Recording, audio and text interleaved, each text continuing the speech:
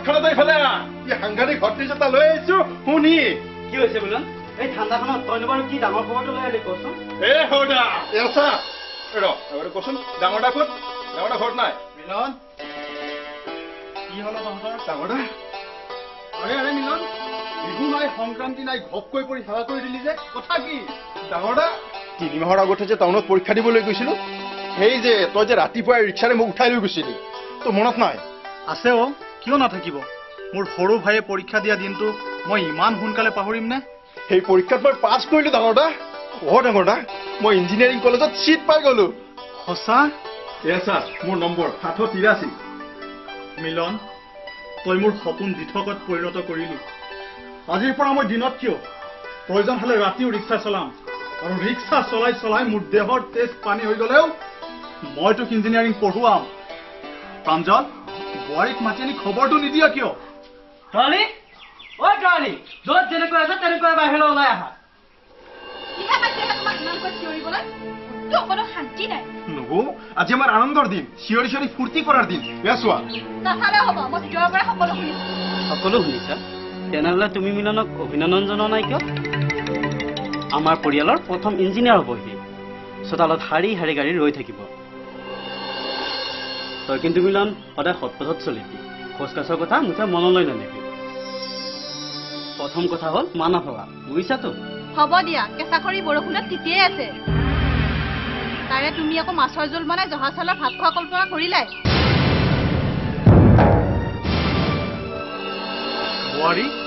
এইবোৰ তুমি কি ক'ব ধৰিছা চাওক ডাঙৰা ইঞ্জিনিয়াৰিং কলেজত চিট পোৱাৰ পৰা ইঞ্জিনিয়াৰ হৈ ঘূৰি আহোঁতে সম্পূৰ্ণ 4টা বছৰ সময় লাগে আৰু এই 4টা বছৰত মই আৰু মোৰ প্ৰাঞ্জলৰ সংসাৰখনৰ বাজেটৰ এটকাও কমাব নোৱাৰো মানে সৰু ভাইয়েৰাক ইঞ্জিনিয়াৰ কৰোঁতে তোমাৰ এটকাও খৰচ হোৱাটো মই নিবিচাৰো বোৱাৰী চিঞৰিলে সমস্যাৰ সমাধান নহয় দাদা চোৱা মিলন তোমাৰ এইজন ডাঙৰ ককায়েৰাই ৰিক্সা চলায় আৰু এইজন সৰু ককায়ে এটা সাধাৰণ শিক্ষকৰ চাকৰি কৰে গতিকে তেনে অৱস্থাত তুমি ইঞ্জিনিয়াৰিং পঢ়িব যোৱাতকৈ সৰু পিয়থকিদাৰৰ চাকৰি এটা যোগাৰ কৰি লোৱাটোহে জ্ঞানী লোকৰ কাম হ'লহেঁতেন হয় প্ৰাঞ্জল খং কৰিব নাপায় কিছুমান তিৰোতা মানুহে তেনেকৈ কয়েই যা মই নাযাওঁ দাদা মই ইঞ্জিনিয়াৰিং পঢ়িবলৈ নাযাওঁ হেই মিলন তোৰ আকৌ কি হ'ল হা মোৰ কি হ'ল তুমি দেখা নাই ডাঙৰ দা ইমান দিন ৰঙীন কল্পনাৰ মাজত বুৰ গৈ থকা তোমাৰ এই নুমলীয়া ভাইটোক আজি নব এক কঠিন বাস্তৱৰ পৃথিৱীখনলৈ ঘূৰাই লৈ আহিছে সঁচাকৈ দাদা তোমালোকৰ কষ্টৰ উপাৰ্জনেৰে মই ইঞ্জিনিয়াৰ হোৱাতকৈ এতিয়া এটা সাধাৰণ পিয়ন চকীদাৰৰ চাকৰি কৰি ঘৰখন চলোৱাৰ কথা চিন্তা কৰিব লাগে মিলন ময়ো সেই তাহানিৰ দিনতে মেট্ৰিক পাছ কৰা মানুহ অভাৱৰ তাৰণাত পৰি ৰিক্সা চলালেও শিক্ষাৰ মূল্য মই বুজি পাওঁ ভাবিছা নেকি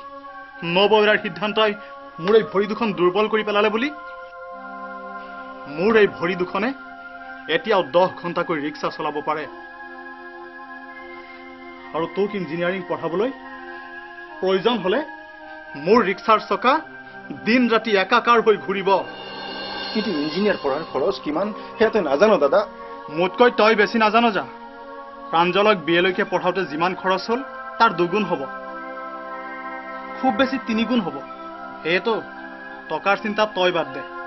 আৰু যুদ্ধলৈ ওলোৱা সৈনিকৰ দৰে সাজু হ অস্ত্ৰ তোক মই দিম কিন্তু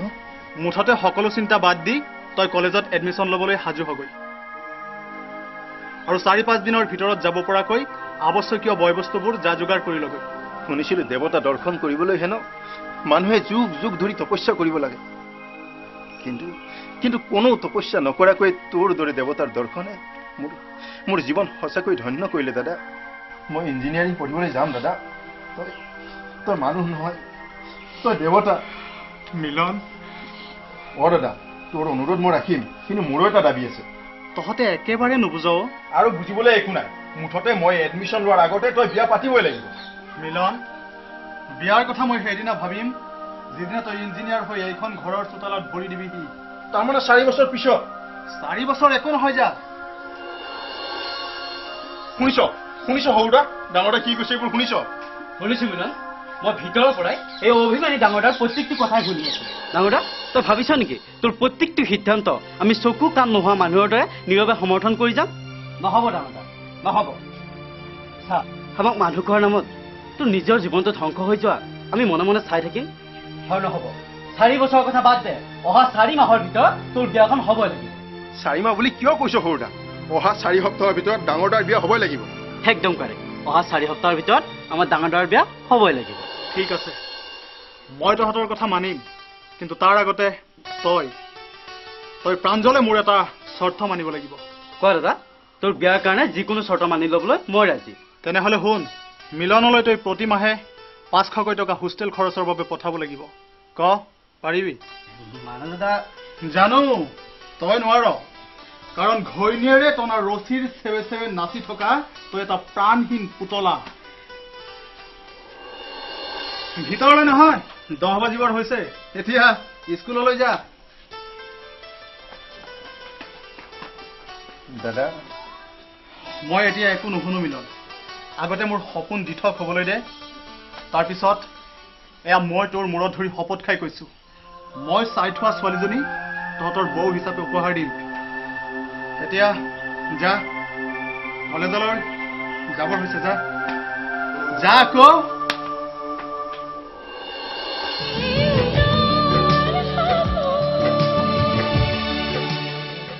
ৰঙিয়া নগাঁও আৰু বৰপেটা বৰবিলা শাখাৰ মাহেন্দ্ৰী ড্ৰামা স্কুলৰ নামভৰ্তি চলি আছে ইয়াত অভিনয় নৃত্য পৰিচালনা মূকাভিনয় একশ্যন স্ক্ৰিপ্ট ৰাইটিং আদিৰ এবছৰীয়া পাঠ্যক্ৰমৰ প্ৰশিক্ষণ দিয়া হয় ইচ্ছুক ছাত্ৰ ছাত্ৰীয়ে তলৰ ঠিকনাত যোগাযোগ কৰিব পাৰে আমাৰ ঠিকনা Mahendri drama school Bhutan road Rangia ward number 5 জিলা কামৰূপ অসম মোবাইল নম্বৰ 9864140803 9435111886 আৰু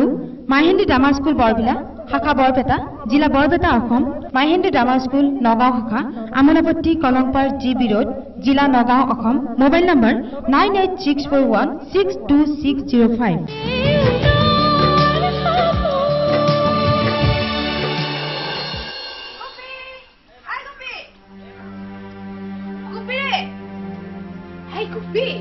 ইহঁতৰ লগত আৰু নোৱাৰিছো খালি বিয়া বিয়া বিয়াটো যেনিবা গছত লাগি থকা আমহে খাই পেলাম Ay, Gupi! Gupi! আমিলি তই ইয়াত মই ইয়াত ভাবিলো এইবাৰ তোক লগ কৰি যাওঁ মই কিন্তু তোক বেয়া পাইছো ৰে গুপি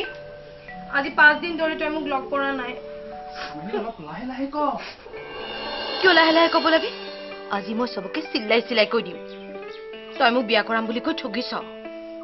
মনে মনে দুসৰা ছোৱালী বিচাৰি আছ ন তই ভুল বুজিছ মই যদি কাৰোবাক ভাল পাইছো কাৰোবাক মৰম কৰিছো হেয়া হলি একমাত্ৰ তই আৰু মোৰ বিয়াৰ কইনাও হবি তই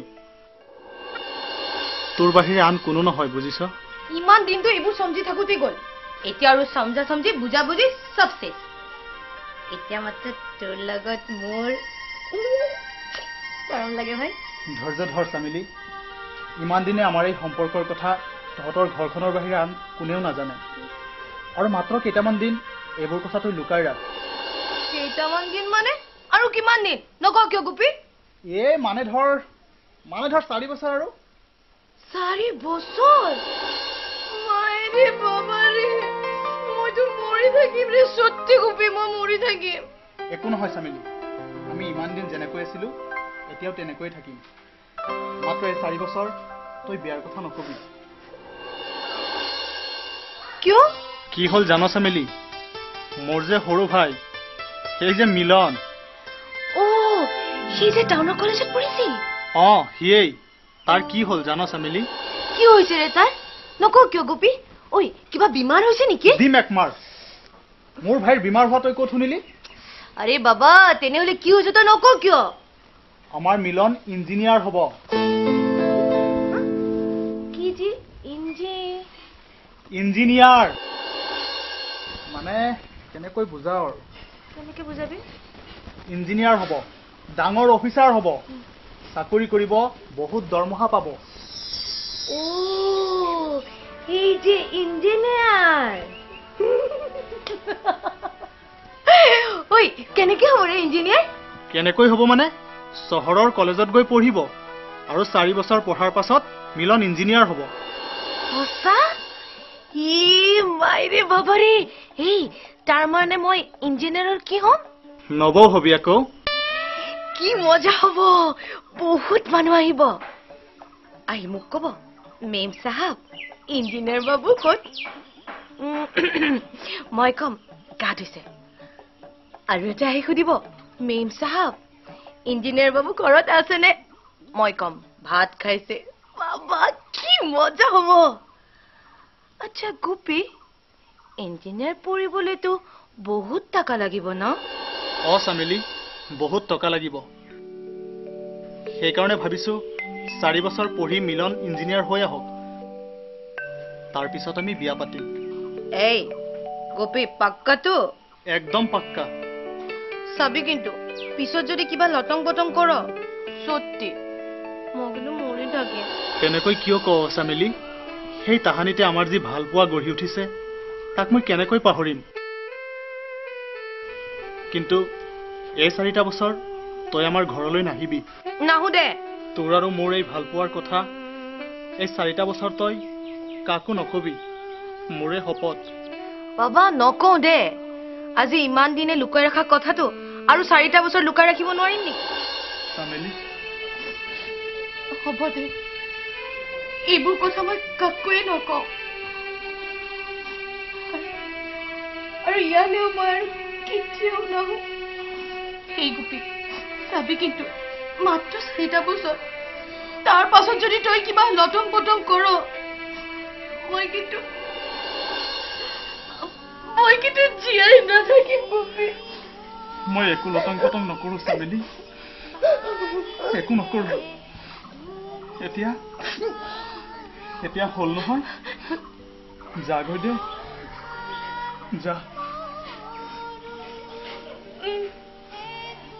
যাওঁ দে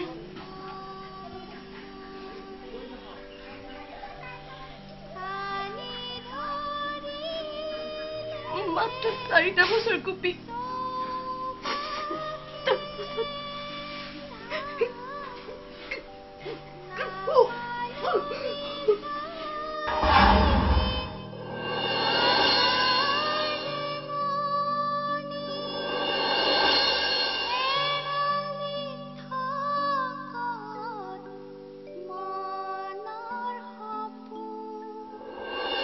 নমস্কাৰ মই ফৰিতা প্ৰিয় দৰ্শক আপোনালোকে অতি মৰম আৰু আগ্ৰহেৰে দেউতাৰ সপোন ধাৰাবাহিকখন চাই আমাক উৎসাহ উদ্দীপনা জগাই নহয় অজানিতে হৈ যোৱা ভুল ভ্ৰান্তিবোৰৰ আমাক শুধৰাই ল'বলৈ আপোনালোকে বিভিন্ন ধৰণে সুদিহা পৰামৰ্শ দি আহিছে তাৰ বাবে ধাৰাবাহিকখনৰ তৰফৰ পৰা মই ফৰিতা আপোনালোকক ধন্যবাদ জনাইছো লগতে আজিৰ খণ্ডটোৰ কোনজন অভিনেতা বা অভিনেত্ৰী অভিনয় চাই আপোনালোকে শ্ৰেষ্ঠ হোৱা বুলি বিবেচনা কৰে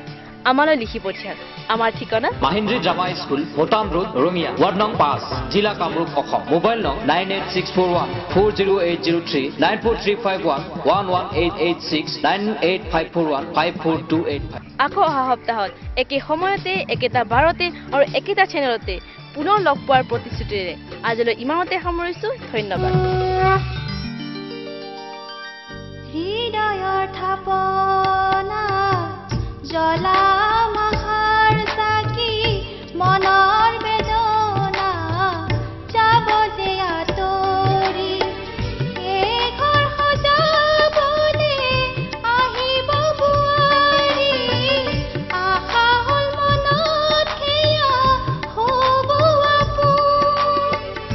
এয়া যে আমাৰ দেউতাৰ সপোন